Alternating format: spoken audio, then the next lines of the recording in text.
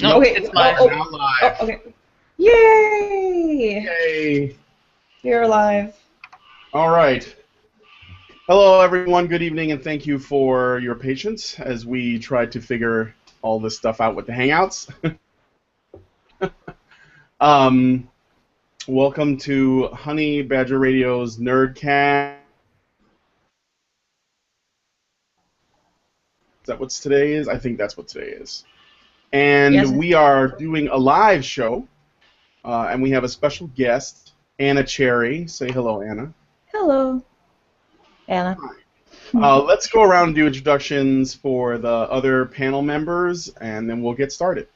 My name is Brian Martinez. I am a comic artist, illustrator, and men's rights activist. And I've been working with the Honeybadgers for the last 6 months or so, and I'm really enjoying it. I have a webcomic called goodguycomics.weebly.com. The comic's called Good Guy. Please check it out. It is a comic that explores men's issues in the form of sort of a teen romance type of deal, and it's very personal to me. Rachel, why don't you talk about yourself a little bit? Oh, yeah, the button. Hi, I'm Rachel Edwards. I'm the host of Honey Badger Radio. Brian is currently taken over this the host position of the Nerdcast, so that I can now focus a lot more on host work for Honey Badger Radio and writing, things of that nature. I also blog at naughtynerdess.tumblr.com. I'm also working on doing articles for a gaming website known as 20ounce, that's 20oz.com, and also blogging for Honey Badger Radio. That's about it for now. Okay, Mike, tell us a little bit about yourself.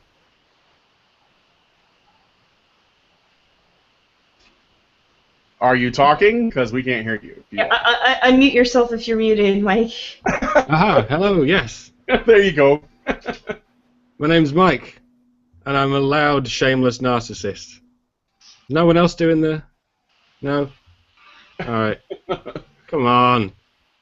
He Someone does out-attention whore me at some point. He's got the voice. Can we hear him? Yeah. Alright. Never mind. I'm going to... Could you see me just Okay. then with the webcam? Yes. I tried turning it on and off. Alrighty. It's Hannah? Yes, we could.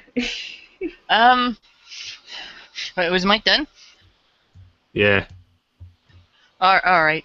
I'm Hannah Wallen. I blog at breakingtheglasses.blogspot.com, and I'm not going to turn on my webcam because I'm on a crappy computer and I don't want to crash it. It's already mad at me for having the Google Hangout open and to begin with. I blog at breakingtheglasses.blogspot.com. I also write for the Honey Badger Brigade, A Voice for Men, Gender Addict, mensrights.ca, and I have Breaking the Glasses also on Tumblr and YouTube. I'm everywhere. And that's about it about me. Yeah. We've got our fingers in everything, basically. Our tendril. That's what she said. Audio stuff. You guys still there? Yes, still Yes, there. we're here. Okay, We're good. Good. No, I was saying I was experiencing some difficulties apparently, but everything's good. Okay, so let's get right into it. We're going to talk to Anna Cherry. She is, well, actually, Anna, why don't you tell us a little bit about what you do? Okay. Well, I think I would top the attention whoring there of Mike's for sure, because I do a lot of webcamming and shameless nakedness online, as well as for like photo shoots and videos. So lots of adult entertainment, a tremendous amount of cosplay. I also write, identify as an MRA, and I write, I would call it non-feminist or anti-feminist work for my Medium articles. So you can find me on Medium, as well as I write what I dubbed the fourth wave of feminism, which is the rekindling our sexuality and taking back, slut shaming and all that, reclaiming the word slut, all that, for sluttygirlproblems.com. So yeah, do lots of cosplay, adult, and writing stuff. So I'm really glad you guys have me on this podcast today. Hmm. Oh, that's Well, we're cool. glad to have you. We're glad to have you. That is awesome. Thank you so much for coming here. My pleasure. Being on.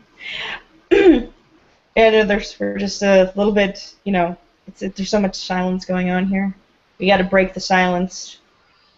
Break it up, Brian. No, it's cool. It's cool. I thought we would all like sort It's of. a great metaphor too for the men's right issue as well.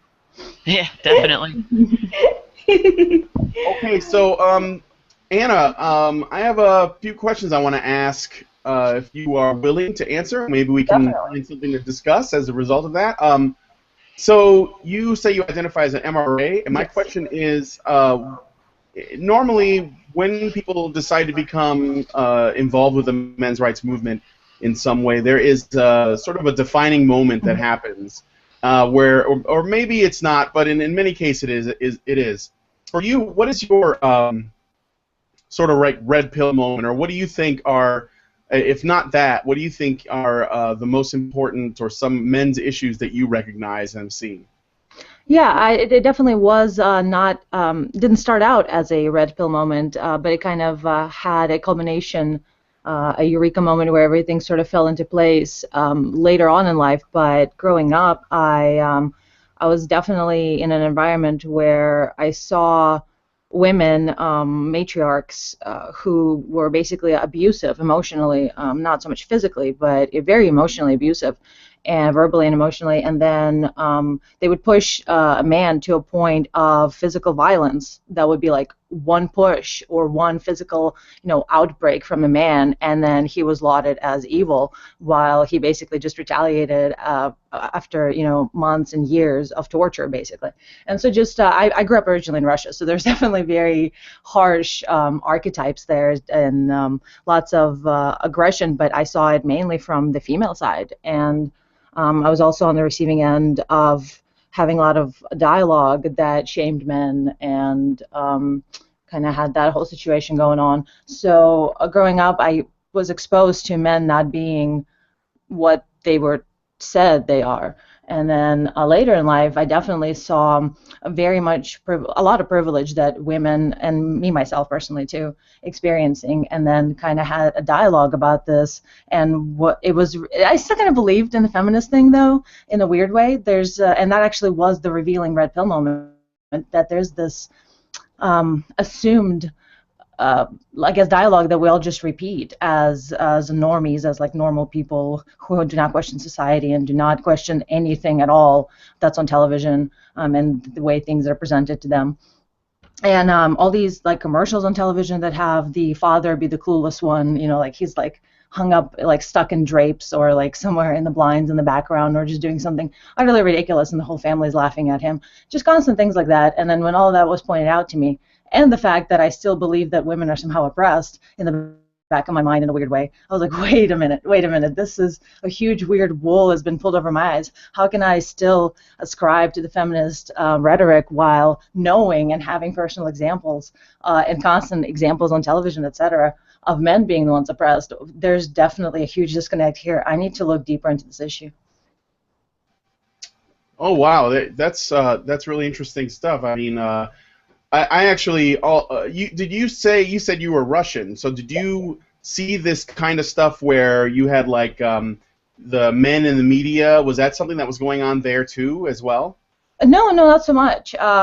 Growing up, I left when I was 13, so I watched, some of the news and some programming of, televised programming for the children, like cartoons and things like that, and some comedy specials. And there was generally not very much sexist stuff there, actually. And by sexist I mean anti-male, misandrist, I guess. A lot of the Russian culture that was like left over from the 70s and 80s, which is what I was exposed to through my parents and television, it was very cool on stereotypes. Like a lot of the Russian jokes are about like the mother-in-law or about like the drunk or about this race or that race, but it's like really very friendly in a certain way, because if you remember, USSR was a collection of nations, and we still refer to them as, like soldiers and veterans, refer to other countries that were part of USSR as brothers. So there's definitely a very communal spirit to where we could all laugh at our shortcomings if they are real or.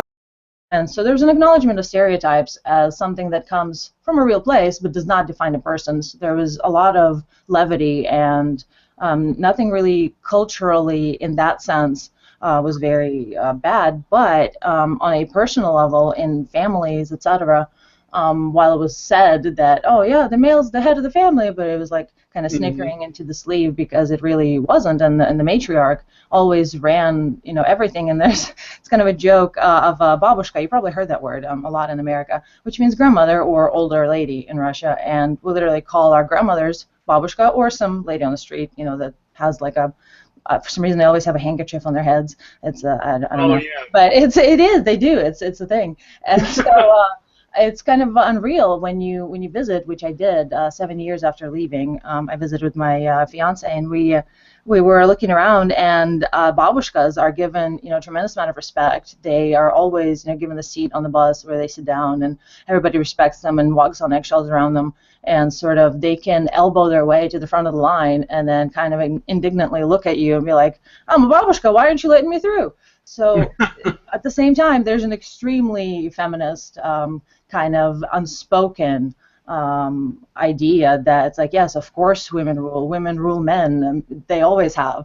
And so kind of having that, I guess, worldview really helped me open my eyes a lot easier than some of the people that are still kind of stuck in this rhetoric of, oh, women are oppressed, and it's like, no, they're not. Men devote a lot of things that they do to women and to pleasing women, and women actually drive, the selection of our species based on the men that they choose to reproduce with. So there's a tremendous amount of power that women have, and I think women know it on some interesting level, and I don't really know what is going on with the newest, feminist explosion, if they're trying to get more power or what they're doing, I don't know, but they're sort of revealing how much power they do have, in fact, as per Shirtstorm, where a scientist can be reduced to tears on television because of women's feelings. So I definitely feel like women have the power, and that's I always kind of saw that in my daily life.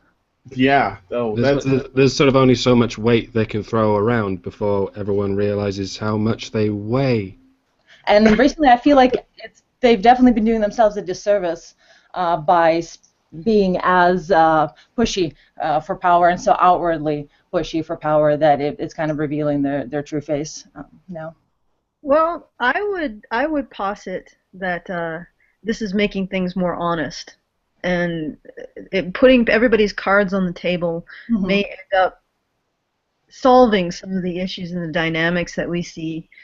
And we're having a problem with now. I would agree that if women had just kept to the way they employed power in the past, these questions would have never come up. But they have come up, and I don't think we can go back. I don't think we should go back. I think we should address these, I guess, these more subtle, I wouldn't even call them more subtle, but these forms of power that women have and they aren't using responsibly. And start to have the dialogue on how we can use that kind of power responsibly in the future, and fight back against that kind of bullying that we saw with Shirtstorm and in Gamergate. And I'll hand the mic back to Brian. Well, that's cool. So Anna, you do you're a cam girl. Is that the right term? I don't want to. Yeah. It's I would still ascribe to it a little bit. Definitely a cam girl. There's a bit of a divide between adult entertainers and cam girls, as a lot of cam girls don't go into adult entertainment. They never really leave their bedroom. Literally, like they just, or whatever their cam space is, and it's just them and a camera and maybe other fellow cam girls. There's never really a male present. Sometimes, frequently, it's actually part of the fantasy that it is a solo girl, and there's kind of an industry around that as well, to where some solo girls that were cam girls did create their own website, for instance, and are selling, which was basically adult videos, but just of themselves and girl-girl relations. And fans would actually get upset at any kind of mention of a male performer and another male involved in this, female's work. So that's its own little niche system. But I do work with with a single male performer, but still, I work with a male performer, and I do get hired out to other companies for girl work. So I would definitely call it more adult entertainment, as there's more focus on performance and not building friendships, as is more of a cam girl thing. But I mean, I've done both. It's not. I don't hold anything against either way of entertainment. But yeah, I guess cam girl and adult entertainer, either way works for me. Yeah. Okay. Do you run into, because you do work? I mean, do you have any, do you run into people that are very critical? Like, do you have any issues with feminists with what you do? Have you ever come across that? Definitely, like critical of porn or whatever, and so I'm just trying to get an idea. Exactly, yeah. The garden variety, porn is somehow shameful or bad or any of that. There's a whole big, massive group of people that believe that, and kind of holding the weight that weight up and holding our own against them has been difficult, which is why Slutty Girl Problems website actually came about, and we are writing for our generation, for the college and younger generation, 20-somethings, that to reclaim our sexuality and to take back the word slut and not to have it mean a negative thing.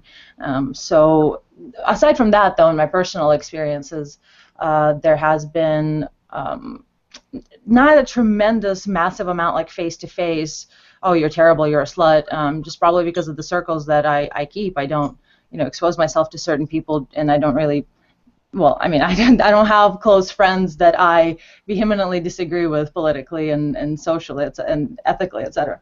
But I did have a friend, kind of a best friend from back in Russia, who was kind of sort of fine with what we did, but not really, but sort of. But she was my friend and she was supportive. But then she must have hit a low in her life. She was getting deported back to Russia for visa issues and all that. And she kind of wrote me a really, really, really bitter and hurtful letter about how, seeing me, with like cum on my face is somehow degrading to her. And I was like, and to all women, it's like, yeah, so joyful expressions of love and fun and anything at all good that humans might have going on, that's somehow an affront to feminism and to you. My life choices are an affront to you. I don't understand this.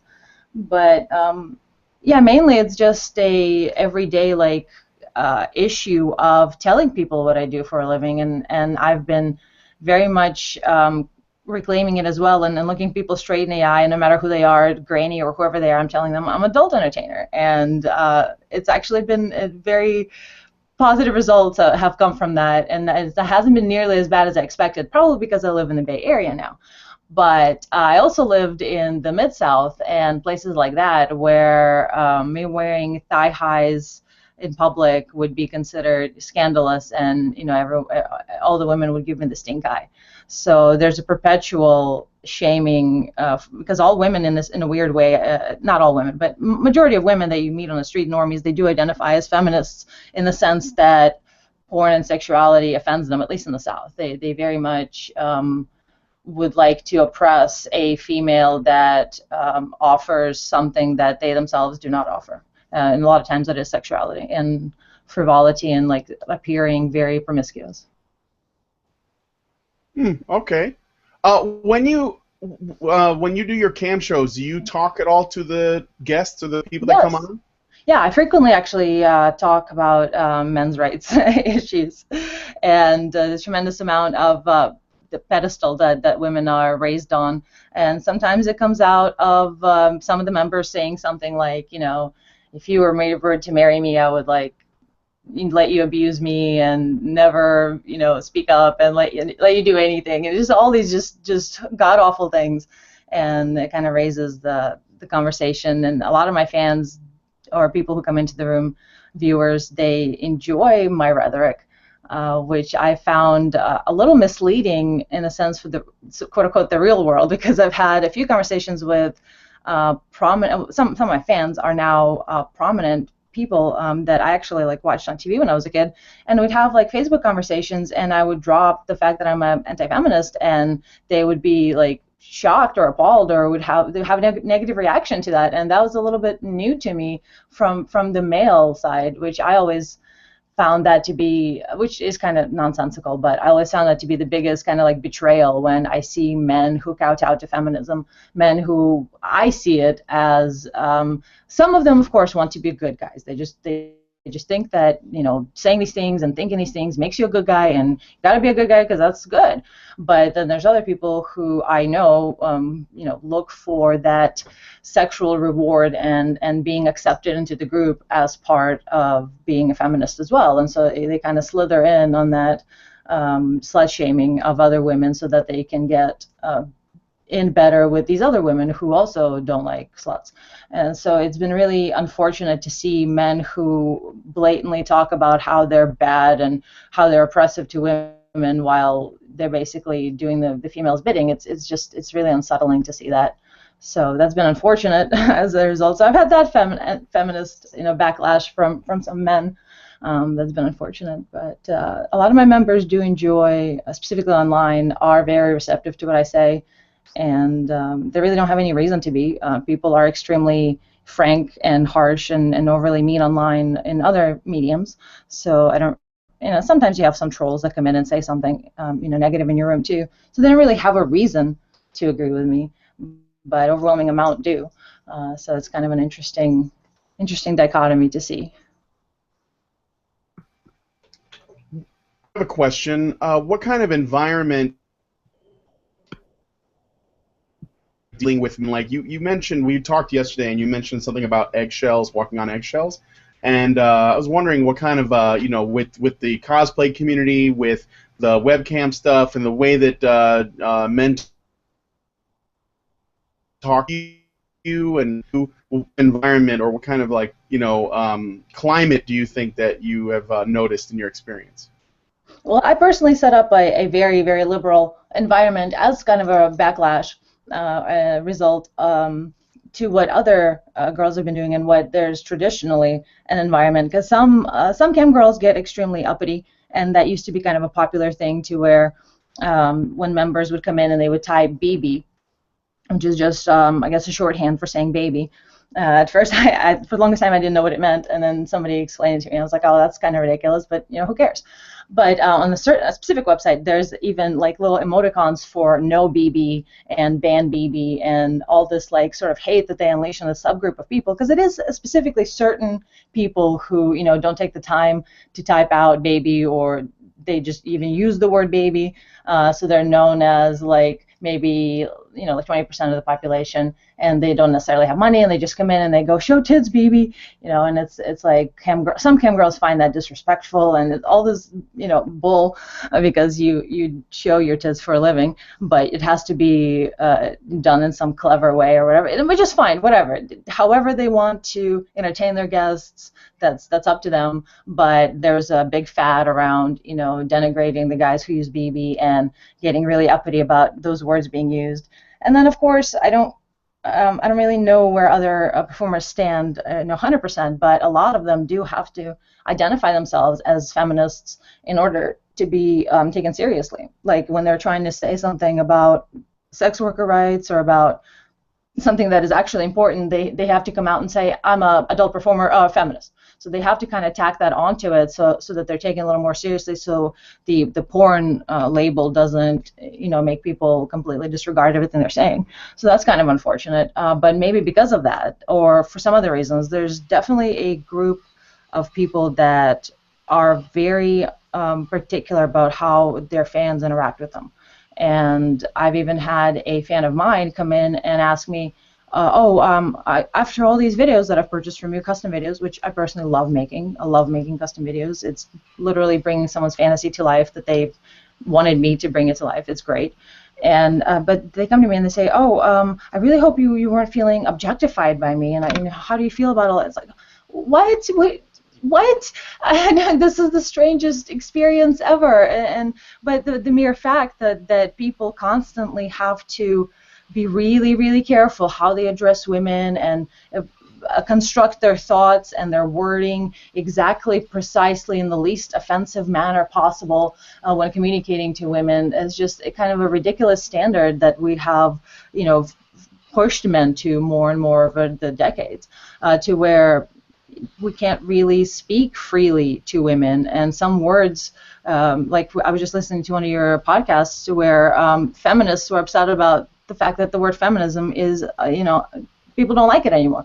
And then that's what happens. Women have the right to get upset at words that other people use. They get to dictate what language and how other people behave themselves, and no other group has the right to do that.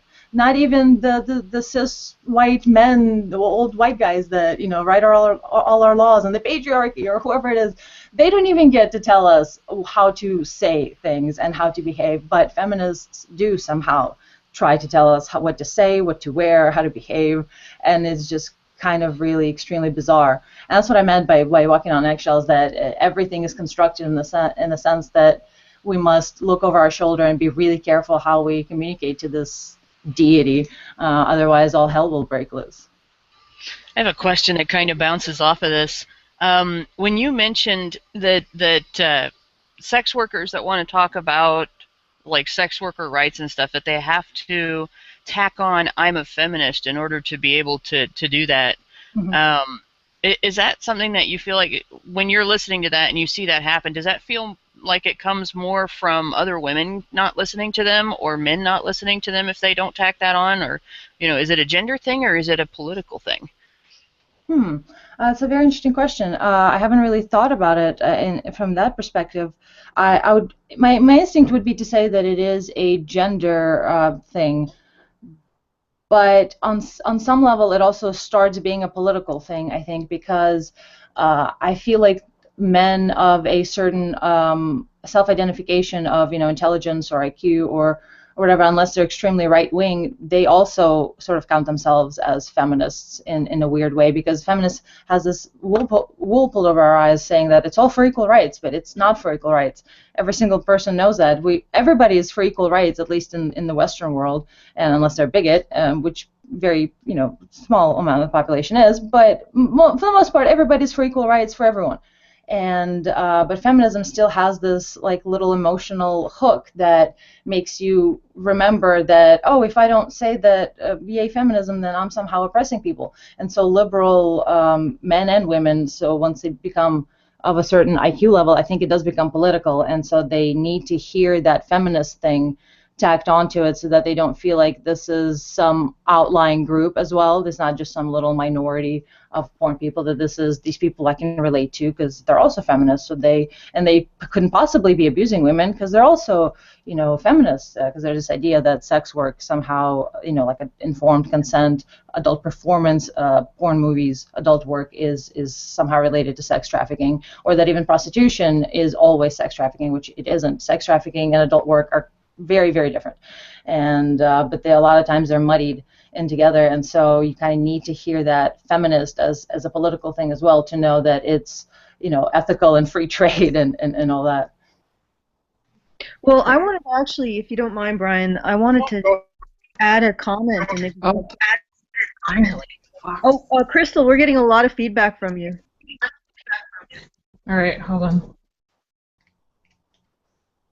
Anyway, so what I wanted to add to that is, I think in a lot of ways the perception that that hook that you were talking about, Anna, when you were saying that you have to say that you're feminist, everybody's for equal rights, but you have to specifically specify, but I'm particularly for equal rights for women, which if you think about it is ridiculous. I think the hook is actually based on our belief that no matter what, women are always weaker.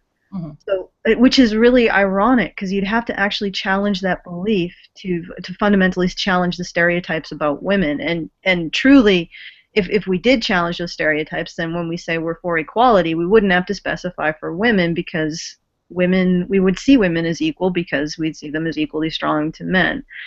So I think it's that perception that women are always victims, women are always weak, that means why we have to do end feminism, or in particular, or we have to say I'm for equality, but particularly for women. And I think that's why that hook exists. And if we don't Pigs are more equal. yeah. Pigs are more equal. Well, but pigs are more equal because pigs are inherently weak for some reason, right? So You're just not allowed to say that, or you're not allowed to phrase it that way. yeah, but that's the underlying thought pattern, though, is that you never can see women as being equal to men because in some subconscious part of your mind, which you've never actually challenged, you think of them as being inferior. So they always have to be brought up to the same status as men. And I think that's where feminism sort of gets its hooks in to society, is in that almost subconscious perception that women are inferior in some way, even though they're patently not. And like Anna was, you went through that whole explaining the social landscape in Russia, and it's not that much different in other cultures. So I mean, there is this power that women have, and they're not accountable for it. And it's when you actually bring it to the fore, it's really difficult to make them out to be the weaker gender. But I think feminism is playing off of that some subtle remnant of that. Anyway, I'm blathering now, so I'll hand it back to you if you have something to say to add to that, or Brian, if you want to go somewhere else with this and ask another question. Yeah, I mean, we're going to get a little bit. Before we move on to the topic, I want to ask Anna, what are you do cosplay, you clearly have geeky interests. Can you tell us a little bit about your geek hobbies? Yes, I spend a lot of time on them. I do a lot of video gaming, and I do watch sci-fi and anime on Netflix like a maniac. So mainly those two, and of course cosplay. I frequently do monthly photo sets and an entire photo set of a character, sometimes multiple characters. So goes into cosplay making, cosplay gathering, and talking to photographers and all that. So I guess aside from sex, all of those other things are my hobbies and what I spend time on daily. That's cool. This sort of segues into what we want to talk about. You said that you do cosplay. Do you go to a lot of cons frequently? Yes, I do. Not as much very recently because I've been moving actually across the United States. I went from Mid-South to now the California Bay Area. But before my move, I definitely was very active, and I'm now resuming activity at conventions again. All right, and I saw your costumes on your Twitter, and yeah, they're really great. Do you? I assume that you make them yourself. You work pretty hard on those. Some of them are, of course, bought. Some of them are handmade because nothing like that exists. So it's kind of a 50-50. And yeah, I do spend time, and my partner does help me as well a tremendous amount with making accessories, and I do the sewing of some specific characters that I've done in the past and all that. So yeah, it's a lot of my cosplay work is not as intensive on cosplay as I would like just yet, as I'm still working a lot of other projects just after moving.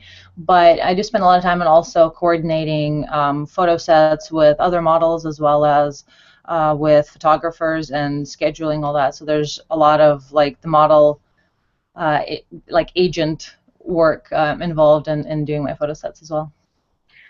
I have a question, if Brian will allow. Yeah.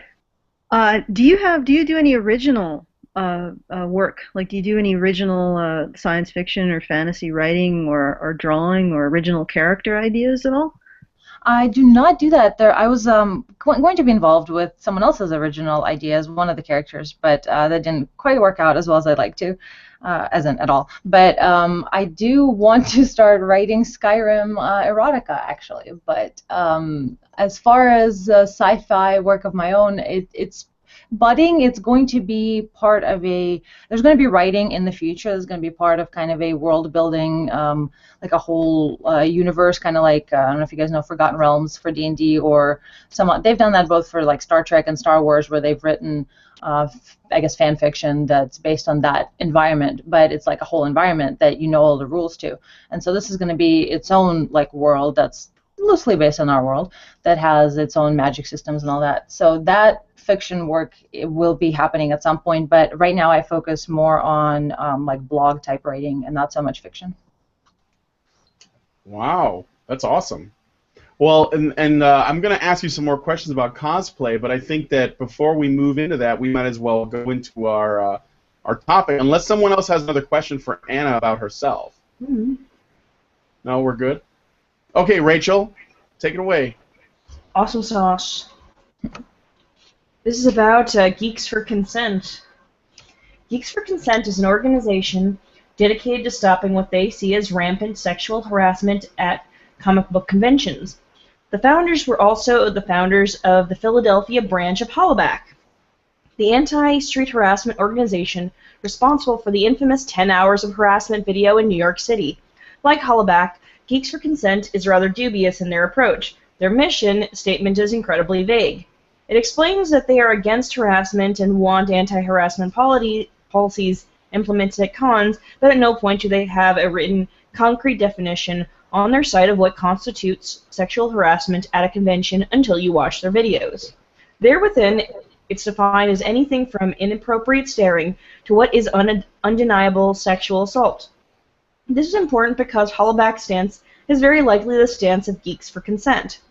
Hollaback's definition is this, quote, "Street harassment is a form of sexual harassment that takes place in public spaces. At its core is a power dynamic that constantly reminds historically subordinated groups, women and LGBT folks, for example, of their vulnerability to assault in public spaces.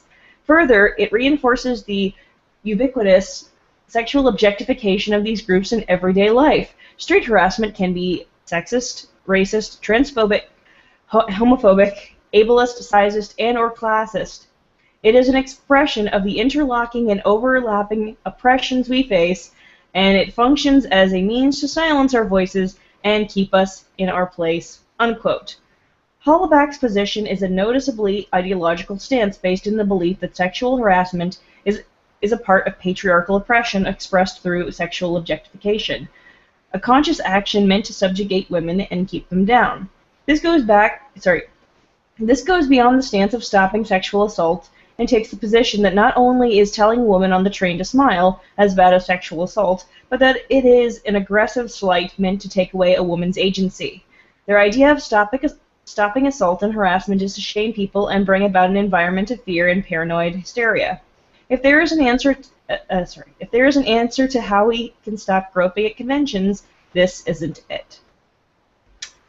You guys want to talk a bit about this? Because I gotta jump in with that. How does harassment take away a woman's agency? Like, I think the only thing that can do that, because agency is something you give yourself. It's a decision to see yourself in terms of what you can do versus what has happened to you. Nobody can take that away from you because it's an internal state. The only thing that people can do is encourage you to think of yourself as a victim in every possible circumstance. That's the only way that you could really take away a woman's agency, is to if you're trained to give your agency away to the highest common denominator, then you'll probably give it to the nearest straight white cis guy, right? Yeah, but or it's something. Training that's the problem, and then you have to ask what group of people trains women to see themselves as victims in every possible circumstance, and I'll the floor there. That's just it. Feminists are the group that is most responsible for taking away any agency that can be taken away from women, and they do it with pressure, and they do it with brainwashing. But they can't do it permanently, and that is why they're going so ballistic right now with these types of initiatives where they want to start controlling the dialogue so tightly that you can't even suggest somebody smile and show concern for somebody's emotional state without being accused of harassment. Yeah, basically, you can't just tell someone that they look nice or give them a compliment or anything, because to them, in their minds, that is as bad as actually groping somebody or basically sexually assaulting them. They're it's a false equivalency that's going on in their minds, and it's not just somebody being an asshole or being inappropriate. It's seen as something that is an aggressive act trying to keep women in their place and keep them down and in the kitchen and barefoot and pregnant. That's basically the message that they're saying. They're not saying that this is, maybe people who don't understand that this is harmful or that this upsets people. It's not misunderstanding or someone being an asshole. It's the patriarchy consciously making a decision to try and keep women in a state of submission. Yeah, the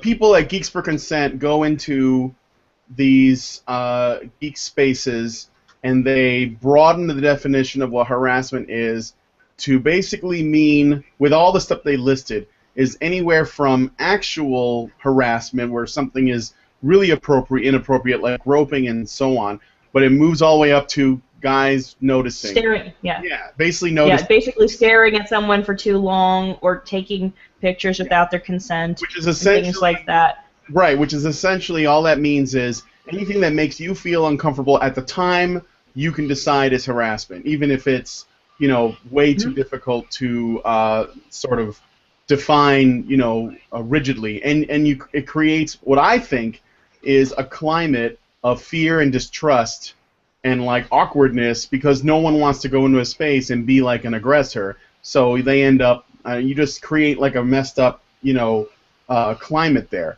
And how are they not taking away the male's agency to say what they please? I don't see how they're not doing the exact same thing by oppressing people out of doing certain things. It's kind of ironic, really.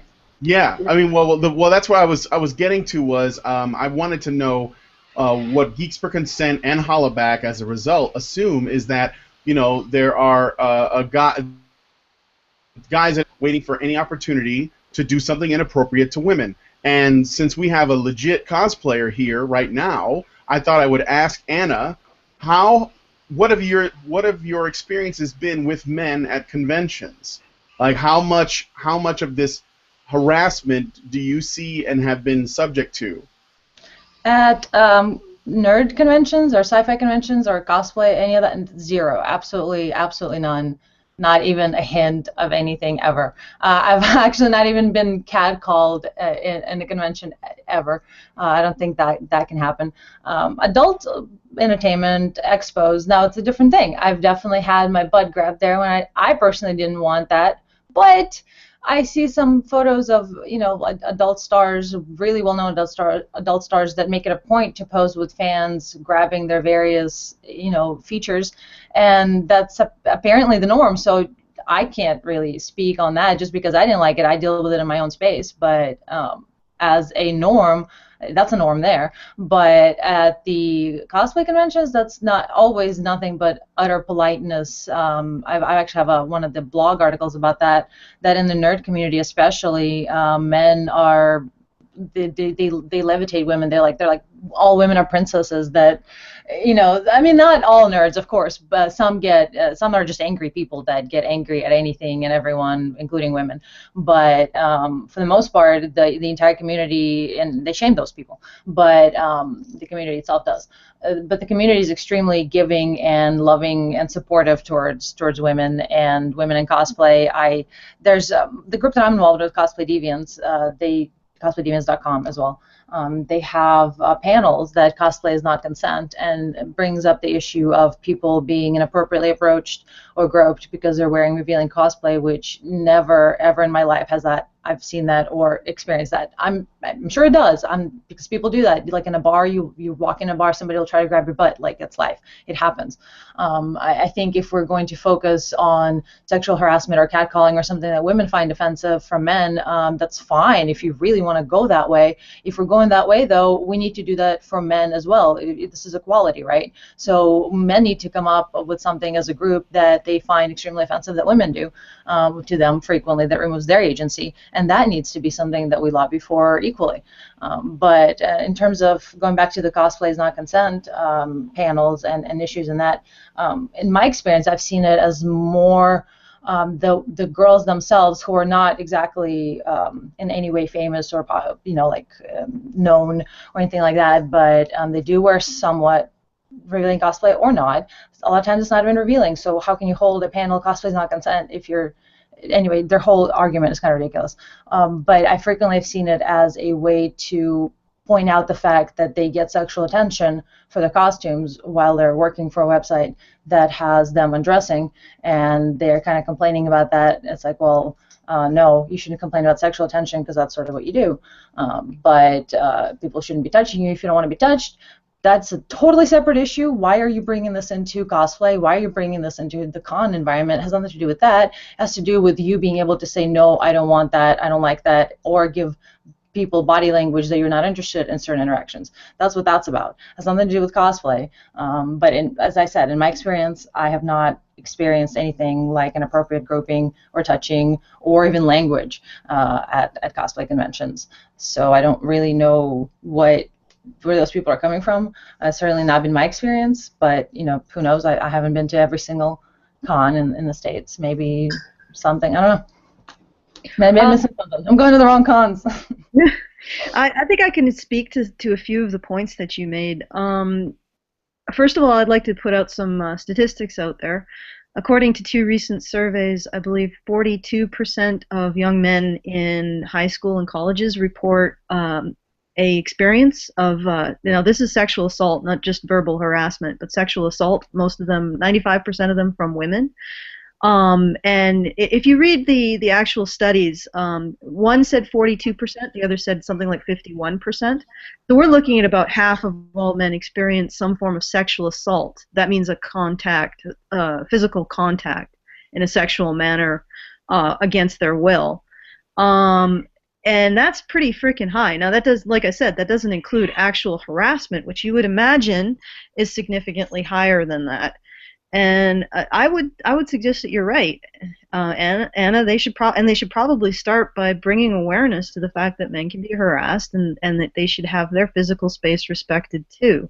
And I think one of the things that's truly unfair, I'm sorry, my cats are developing a fight in the middle of this on my bed. I apologize if it starts to sound really cat fighty here, but I can't do anything about it.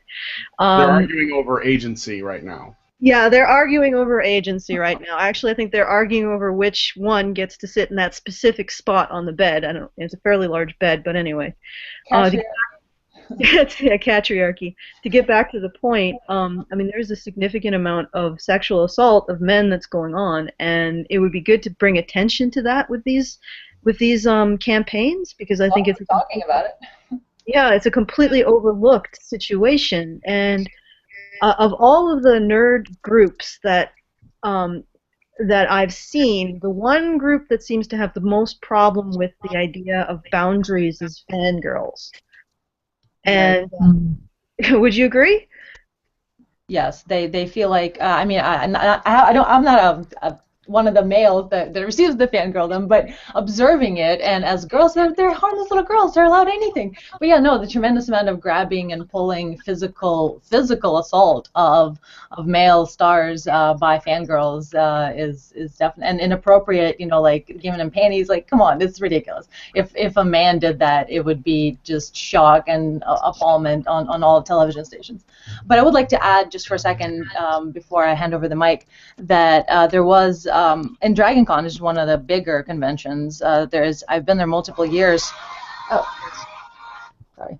My alarm's going off. Sorry. Dragon Con had one of the hotels is basically a glorified photo booth, and I stood on the floor being photographed for like literally 6 hours. I looked at the clock. It was 6 hours of nonstop parade of photographers and people, just congoers, who want to take pictures of you with other cosplayers, of anytime you stop. It's a whole big, giant 6-hour photo shoot.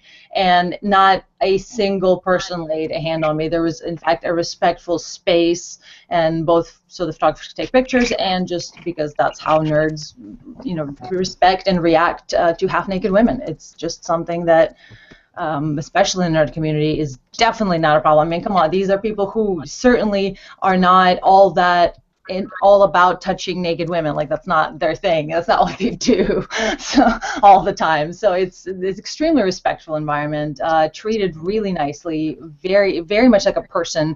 Sometimes I have to be like, hey, look, they're down there, not up here. Like, it's really, the nerd community has been very fantastic when it comes to lack of harassment, especially. So I think they're just the easier group to bully, as we've seen with Gamergate and things like that. So I think that's why the consent panels, etc., are focusing on the geek community. Certainly, it's not a problem there. I would imagine that geeks are probably more interested in the details of your costumes. Yes, and talking about the character and what happened in that one episode, and yes, very much so. Well, I wanted to point out with the behavior of fangirls, one of the things that seems really I would be resentful of as a man is if I had to deal with that kind of behavior and know that if I did the reverse, I would be in serious trouble. And that strikes me as being really unfortunate, and something that I would really not like at all. And the final thing I wanted to point out was I was recently at a convention in Saskatoon, and they had those Geeks for Consent signs everywhere. But I injured myself putting up my my installation, and I tried to find a place to get a Band-Aid, and they spent half an hour trying to find a basic first aid. And so they have these signs for Geeks for Consent everywhere, but nobody knows where to get first aid if they have a heart attack, or if they break a bone, or if some serious injury befalls them. And that's just skewed priorities. And I'll hand the mic back to Brian with that. Oh, I think Rachel wanted to say something. Go ahead, Rachel. Oh yeah, I had something to add that I didn't mention in my write-up, which is this. The way that they're doing this, they wanted to put up signs everywhere talking about the sexual harassment policy and how cosplay doesn't equal consent, and so. But that's not all. They also have these sort of harassment cards that you can send to people to tell them that they overstepped their bounds, basically. And that they went too far, and then made them feel inappropriate and stuff like that. They also have made comic books that they intend on putting in comic book stores and at conventions. And the comic is actually talking about the comic is supposed to be about 3 different women who are dealing with street harassment. So it really just feels like they're trying to get the hollaback message to geeks. And trying to apply which is the absolute hypocrisy. First of all, hi, Anna. It's super late, but it's so awesome to have you here. Thanks. Thanks for being here.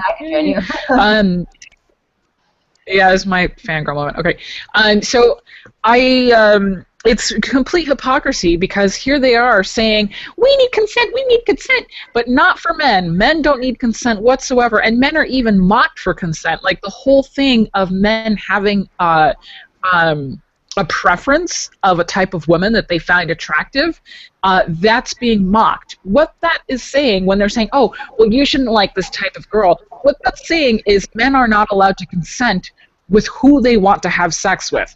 Feminists now want to tell men who they should have sex with. So that's completely taking away male consent. Like, men should not have the ability to consent, is what they're being told consistently. Yeah. It's just ridiculous. Total hypocrisy. When the hell did these women even ask for other women's consent to speak for us? Right. They didn't. They're letting you know that you're supposed to be. Well, they are all women, don't you understand? Yeah, women, apparently, according to the people who put this stuff together, women all operate under a collective, so whenever they do something, it's for you, and you should be grateful. Oh my One, god. one of the Um, one of the Feminism is not a monolith. yeah. One of the things that happened recently is a prominent cosplayer, one of the most famous. She reported being sexually assaulted a couple of times, literally twice. Like that was how it was written. She was assaulted twice at a con, and they wrote. There were articles written in all these varying geek spaces talking about how this happened despite all of this Geeks for Consent stuff, despite all of their efforts. And it was so, sad, and there were pictures of her with a sad face and everything. And one of the things that I was really annoyed by is that while it is true that this sort of thing shouldn't happen, because she was actually physically groped, like twice. Oh, and by the way, they happened not actually at the con, but several blocks away from the con. So there's really we don't even know if there were people that were from the con that did it to her. What does that even have to do with the con? Yeah, but it may or may not. But one of the things that I find interesting is that when these incidents occur, even if they legitimately occur, the narrative is still set up in such a way that it makes it sound like an epidemic. When one thing that wasn't considered is how many men typically go to a con, and like how many people did she meet? 'Cause she's like one of the biggest names. I don't know if I should say her name on the air or whatever, but I mean, it's really not a big deal. Her name is Yaya Han. She's very well known. She's a huge cosplayer, and she makes a lot of money. That's a living. She's been on television shows and everything. So she's basically made her living on this cosplay thing. And at a con, she was physically, touched in a way that she didn't want to 2 times. And what I don't get is when we look, it's sort of like the hollaback video, where the girl is harassed for 2 minutes out of the 10 hours, and yet we focus on the 2 minutes, and we make it seem like it's a much bigger problem than it really is, and that's the thing that just blows my mind. right. Right. I went to Glam, and there was porn stars everywhere, and everybody was walking around doing photos and all that other stuff, and I didn't see a single porn star get, groped, or a single burlesque dancer. There was Playboy bunnies there. Everyone was really respectful. Everybody was having a good time. They were enjoying taking pictures with the girls, and I took some pictures with people, and there was people in corset, all sorts of stuff, and everybody was just having a good time. So I don't know. I mean, I'm sure, there are times where, the groping doesn't happen. Crystal. We're getting a lot of feedback on your mic. Okay. Yeah, it's probably. Yeah, I'm just gonna mute you. It's becoming. Yeah, sorry about that. Thanks, Crystal. Sorry to have to get you to mute. No, it's okay. Yeah. Anna, what are your feelings on Geeks for Consent? What do you think about that?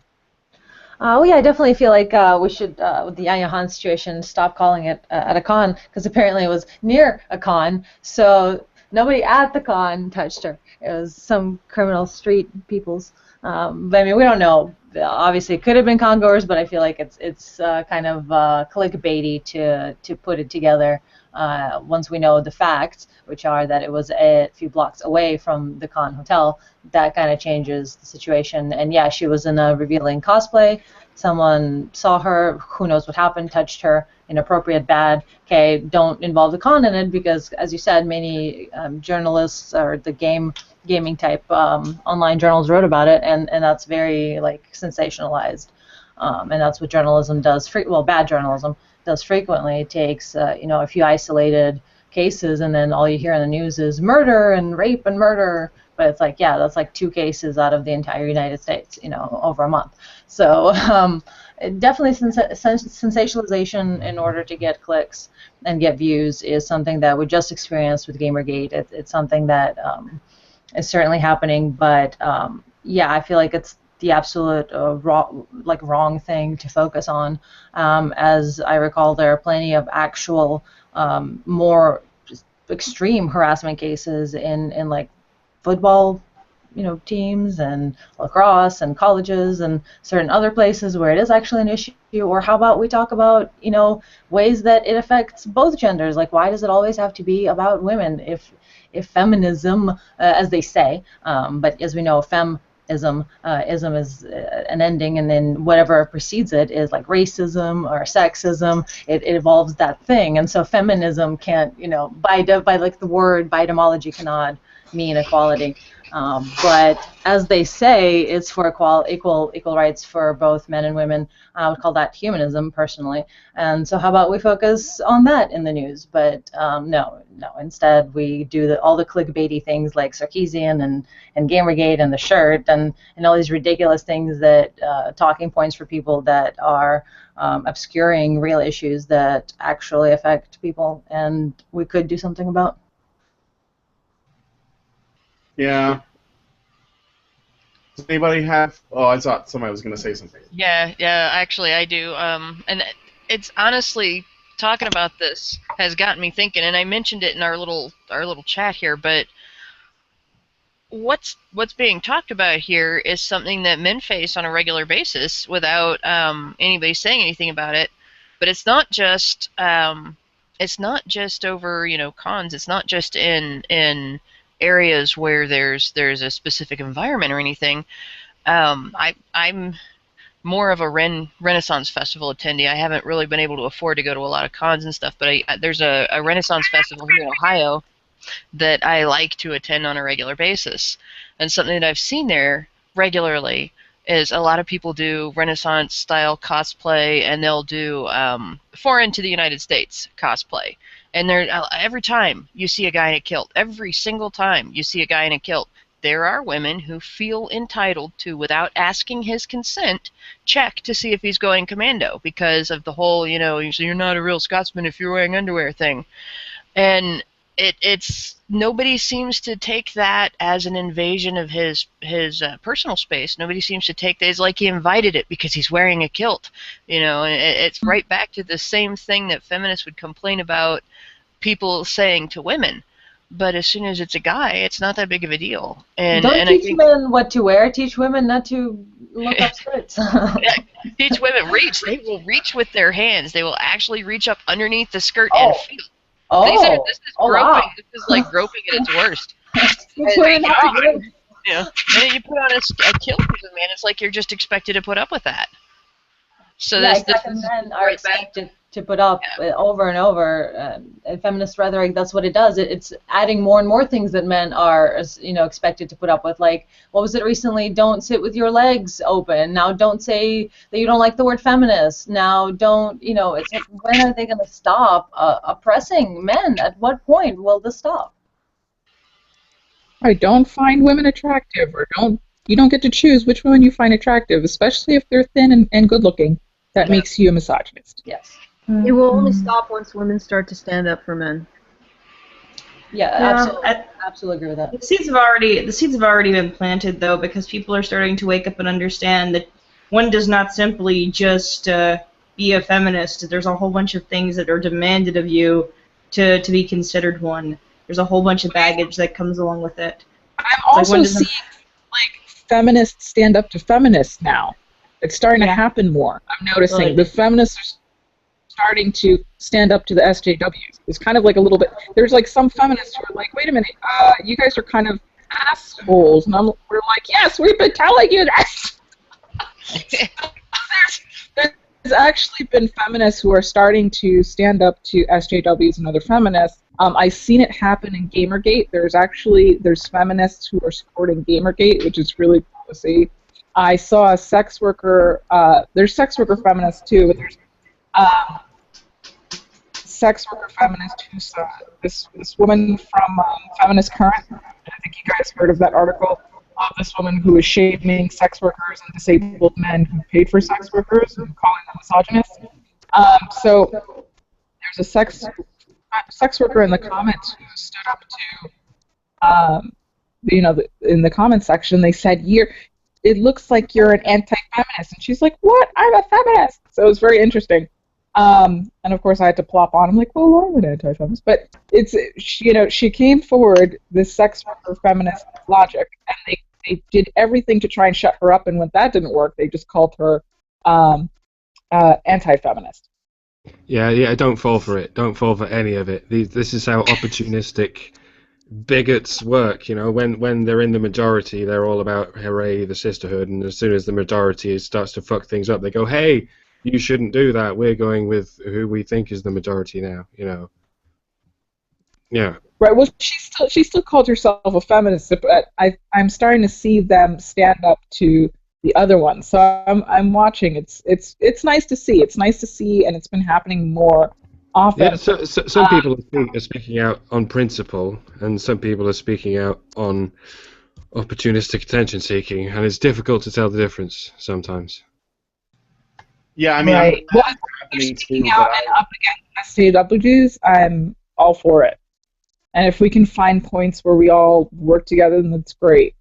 I mean, you know, I'm sure we have a long way to go, but it's good to see it. yeah. It also sets the stage for being able to pull some of the younger feminists out of feminism's toxicity and into a more egalitarian movement. Exactly. Yeah, definitely.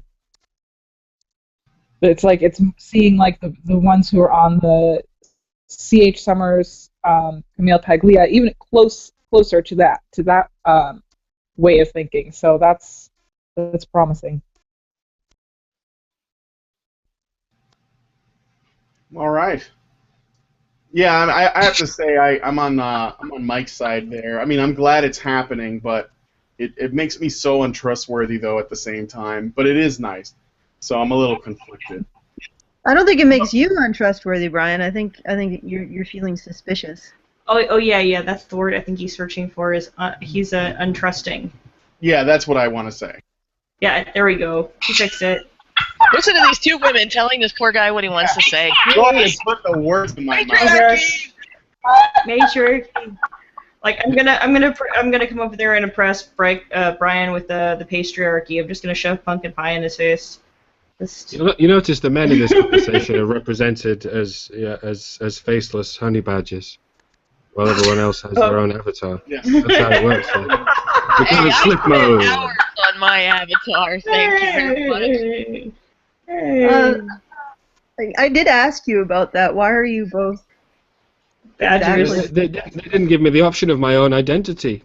I'm you know. You're just a uniform. I'm not a wereman. I'm just a man. You get me? You're just a utility. You're just a pair of black staring eyes and teeth in the darkness. Well, they're pretty good. Isn't that a feminist seal? They're pretty good. Are you wearing a What, kilt? Anna? Don't Is let that a feminist seal? Wait, Mike, are you wearing a kilt? What? Are you wearing a kilt? Wouldn't you like to know? Maybe I wear a kilt all the time. Maybe I wear nothing underneath. For all we know, along with the hat. That's an interesting question I had for Anna, actually. I forget. I think I was talking to Alison and Cream about this the other day. It's very difficult to gauge one's own sexiness. These people keep telling me I have a sexy voice. I don't know what they like British accents. I don't know what it is. And the same goes with the way people look. If someone points a camera at you, right, and says, "Turn up the sexy," right? Very few people would know what the hell to do. They'd I guess. And that would be sexy by virtue of being funny, by virtue of not giving a fuck. Yeah. But, very, very few people. Who told you to stop, Point the Mike? camera at them and say turn up the sexy will have the slightest clue what to do. But Anna, I would imagine, is a professional in this area. So I'd like to know what your process is, Anna. If someone pointed a camera at you and said turn up the sexy, what would be your process in doing that? A lot of times, I actually work as a team in my photo shoots, so I have a partner to bounce off of. So that's a bit cheating. But let's pretend that it was just me and the photographer and the camera. So turn up the sexy. That would basically be look at the person or the camera the way you would look at someone that you're about to ravish sexually. You want to seduce and just fuck the hell out of. So yeah, that's the process. You So have communicate that to through your in face, though. in that sense. Communicate it through the face. Have that barrier down. It's the Austin Powers approach. You know? Yes, yes, yes. No! No! Trying to remember what animal he was trying to make her be. Was it a? It wasn't a honey badger, but it should be. It's like, oh gosh, I'm trying to remember. Jeez. Some gerbil. Yeah. I wonder how You're a honey badgers tiger. fuck. You're a tiger. Has anyone done that nature film yet? How do honey badgers fuck? That's got to be interesting. Oh, Because they don't give a fuck, apparently. Oh, by the way, Mike, in the chat room, a bunch of people have encouraged you to continue. Yeah, I bet. Oh, I'm thinking, you Wait. Maybe Here's I could put that as a Patreon reward. They like the hat. It makes it. don't take off the hat. No, don't They take like off the hat. Accessory. Just Can I leave wear my hat on? nothing Is but that how the it hat. works? Yeah, no. So basically, it's nothing your hair is bad. It's just you'll basically have the hat be the only thing you're wearing. It's There like is a naked something woman about in leaving the heels. hat on, right? Hence Tom Jones' song.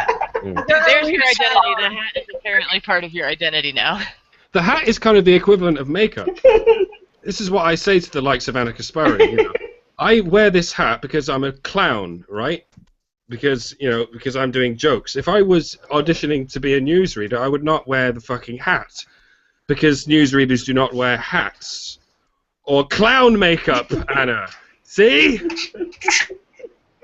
Fucking clowns wear hats and clown makeup, Anna, not newsreaders. You see how this works? who don't have a visual reference, Dr. Randerkam's magnificent hat is a flappy hat that one might. No, turn on your cam. Just turn on your cam for a minute. Yeah. No, but the thing is, I call it the furry trapper hat because I trap furries. Oh my. but it has flaps and it has It's a flappy furry trapper hat. Yes, a furry flappy trapper hat. Yeah, it's excellent. Thank you. But I just need to give that explanation for people who are going to be listening to this rather than watching it. So we gotta. Oh. I feel like I need a gimmick now. I need. Wait. You know. Now we're starting to sound like a movie. You gotta get a gimmick if you want to win it, and nobody's gonna get that reference. Crystal. To hear anyway. I think it's time. Yeah, I think so too. I think we're gonna go ahead and wrap it up. I think that time has come. The walrus said to talk of many things, of shoes and ships and sealing wax, of cabbages and kings, of why the sea is boiling hot, or whether pigs have wings. Yep, the time. Wow, has that was beautiful. Yeah. Everyone, thanks for joining us today. Anna, thank you for making the time to hang out. It was a lot of fun and really enlightening. Anna, tell everyone where we can find you if people are so inclined to see you turn on the sexy. Yes, all the NSFW. On my Twitter is probably the best place. So that's Anna Cherry on top. And my Tumblr is the second best place. It's anna-cherry.tumblr.com. And it has all the links to my live cam show, which is just annacherrylive.com. And it has my Medium links, my YouTube, all of those good things. That's all on the Tumblr. But I'm found all throughout the net. Many fingers and many pies, as was said earlier. And also on sluttygirlproblems.com. I do some authoring there and plan to do a lot more in the future. So all of that goodness best found probably on Tumblr. All the links at the top before you dive into all the 18+ stuff that's there. So yeah. Wow. Okay. Anna-cherry.tumblr.com. There we go. I'll have to follow you. Yay. Everybody. Cherry, beware. Hey. All right, so we're done. How do I leave? You know how to turn it off? Hit a button. I think the red button. It's Yeah, probably that button. You can see